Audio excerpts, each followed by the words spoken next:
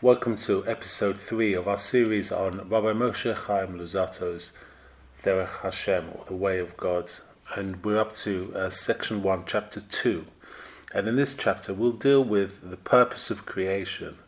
The Ramchal is going to analyze why is it that God needs us? Why is it God created us? Why is it, what does God want to expect of us?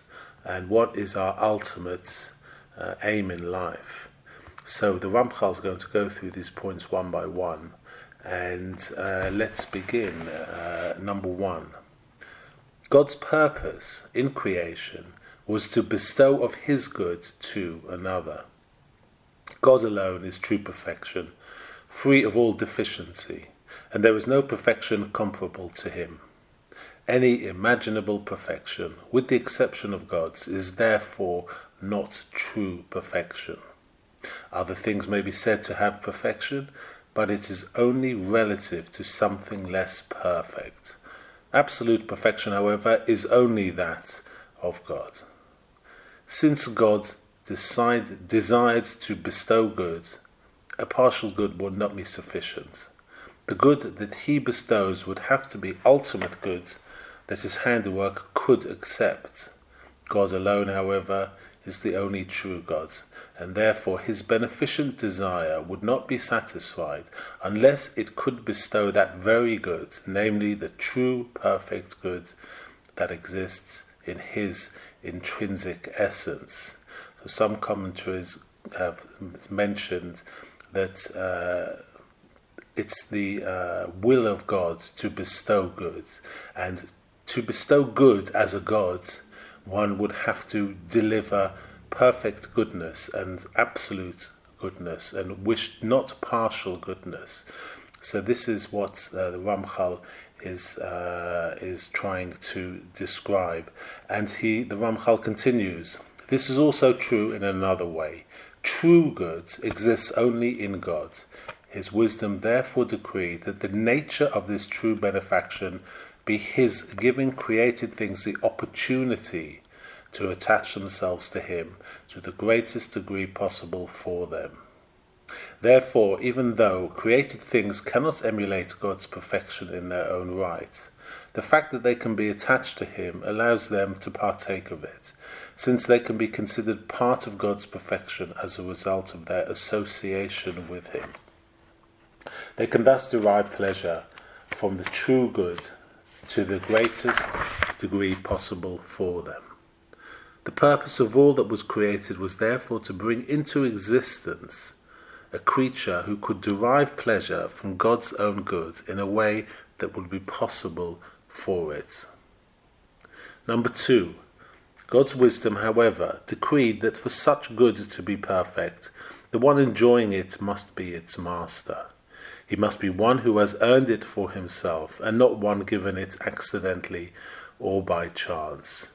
So that's very true. In life, when we are given something, whatever it may be, it's never the same as when we earned it.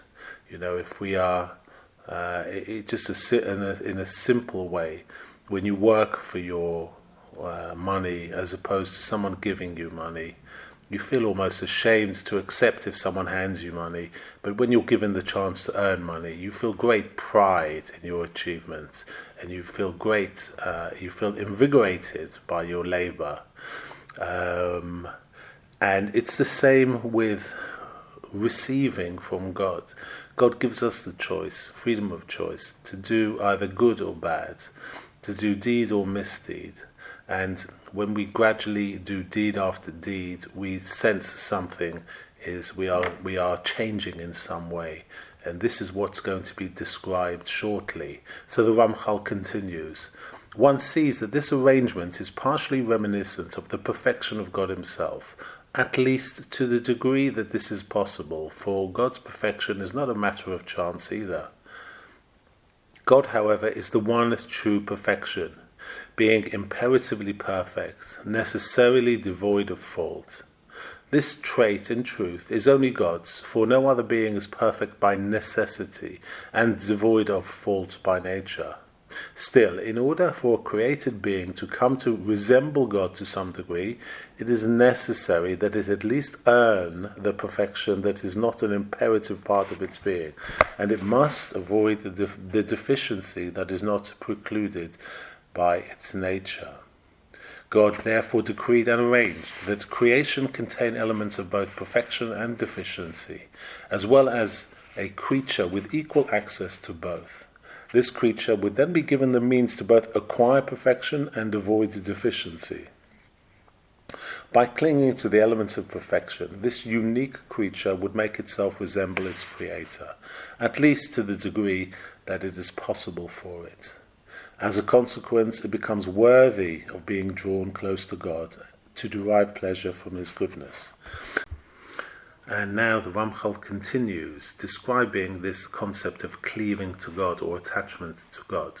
So the Ramchal continues, "This is so because God Himself is the only true perfection, and all perfection must therefore be associated with Him, as a branch is attached to its root.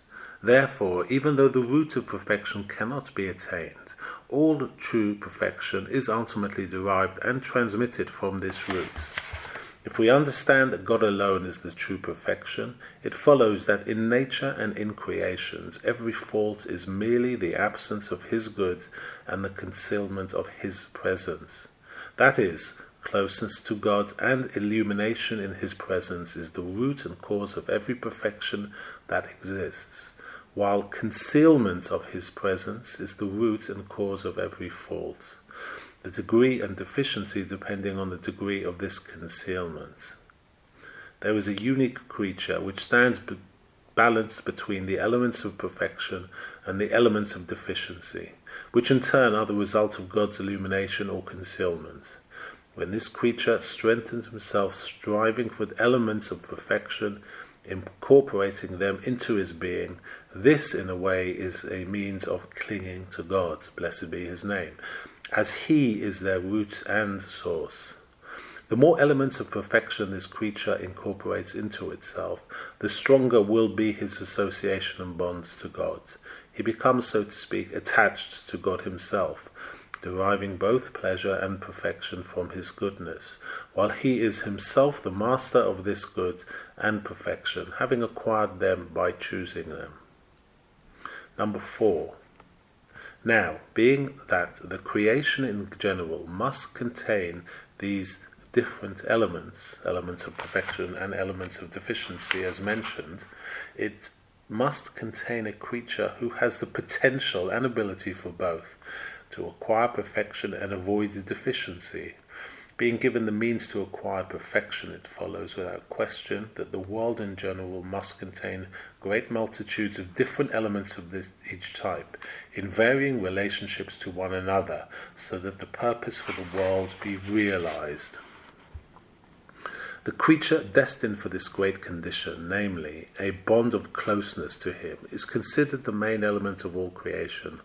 All else in existence is only an aid, in some aspect or regard towards this goal, to have it succeed and become reality. They are therefore all considered secondary to His primary creature.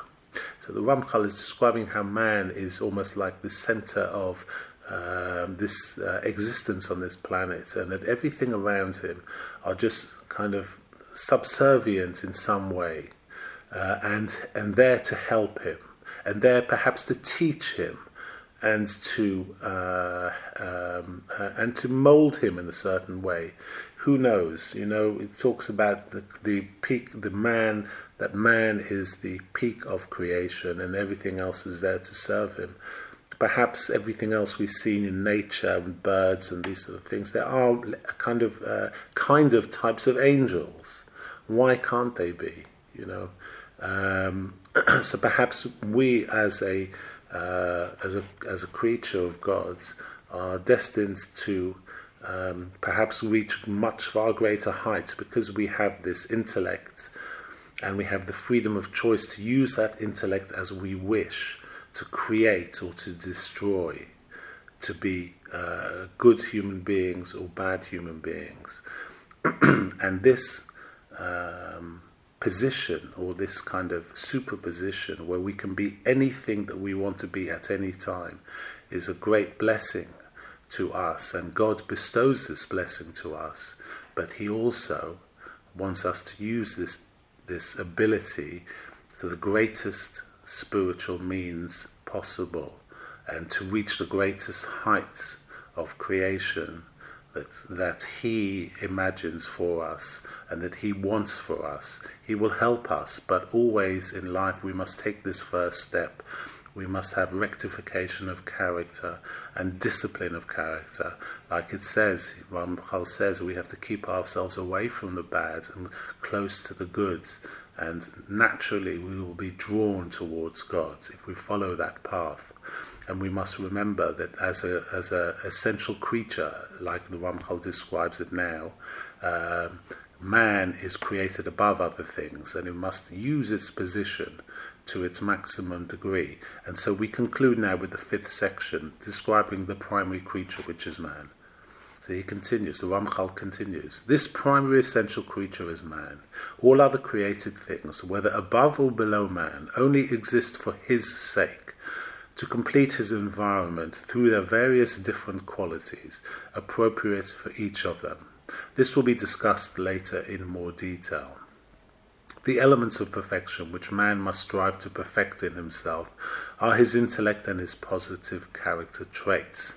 On the other hand, for the sake of acquiring perfection, the elements of deficiency that man must avoid are the material and mundane matters of the world and negative character traits. So we are told in a brief way now, we're going to discuss it far more in detail later in this book, about how to acquire perfection, what to avoid, this ladder that we have to climb, how best to tackle it, and what to avoid, the pitfalls. It is a world of snakes and ladders. The ladders will take us up towards God, and God forbid, tackling the snake will make us slide down to places that we don't want to go to.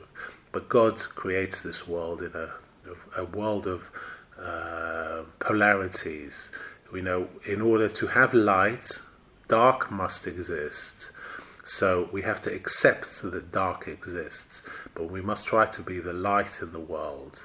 And this will be discussed in far greater details in chapters to come.